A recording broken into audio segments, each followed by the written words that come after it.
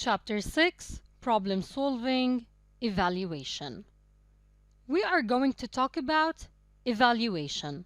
Let's start. The first thing that you should know is that the evaluation takes place after implementation.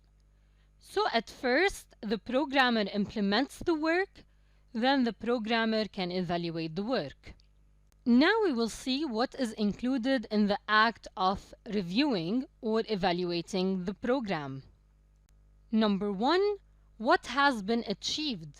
So they review what has been done. Number 2, how it was achieved? So they review the ways in which they achieved the work, and they do it step by step to be sure that there are no mistakes. Number 3, how well the solution works. So they review the effectiveness of the solution. All of these are reviewed and evaluated step by step in order to avoid any mistakes that can result while building the system.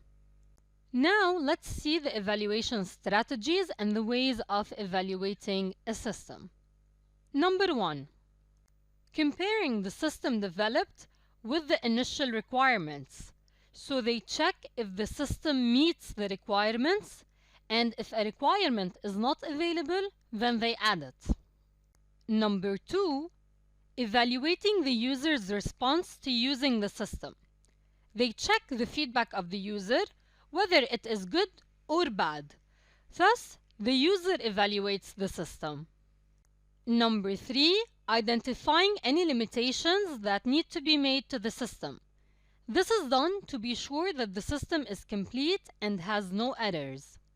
And finally, number 4, comparing the performance of the new system with that of the old system. They will check if the performance of the new system is better than the old one or not. And of course, the new one should be better than the old one. They can only know this through evaluation. Now we have finished evaluation.